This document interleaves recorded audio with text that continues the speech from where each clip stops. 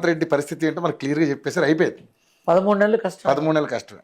మరి వచ్చే సంవత్సరం సంబంధం అంటే నెక్స్ట్ ఎలక్షన్స్కి ఎలా ఉండబోతుంది అనుకుంటున్నారు?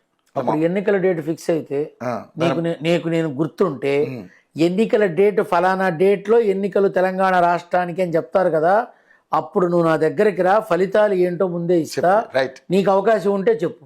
రైట్ రైట్ తప్పకుండా సార్, తప్పకుండా. ఎందుకంటే మనం తొందరపడి కోయిల ముందే కూసింది అన్నట్టుగా అంత లాంగ్ పీరియడ్ కాదు నాన్న. ఇప్పుడు మరి ఆ రకంగా అయితే ఎన్నికలు డిసెంబర్ లో అనుకుందాం, అక్టోబర్ లో మధ్యలో 2027లో జమిలీ వచ్చే అది అవకాశం. నరేంద్ర మోడీ ఆయన ఆ బిల్లు కూడా పాస్ చేయబోతున్నాను. పాస్ అయిపోయినట్టే, పాస్ అయిపోయినట్టే. అది నరేంద్ర మోడీ యొక్క ఆజ్ఞ, రే జరగాలి, జరుగుతుంది అంతే. 1 ఎలక్షన్ 1 నేషన్ అని అన్నాడు. ఆయన నిర్ణయించుకున్నాడు, చేసి తీరుతాడు. అంతే. ఎవడు ఎగిరేవాడు వాడు ఎగురుతాడు, ఎవడు కూర్చునేవాడు వాడు కూర్చుంటాడు. ఆయన కనుక 2027 నేను జమిలీ ఎన్నికలు నిర్వహిస్తున్నాను అంటే మాట్లాడకుండా జరుగుతాయి. తను ప్రస్తుతం అభిప్రాయ సేకరణలో ఉన్నాడు, అంతే. నిర్ణయం వేరే ఉంది.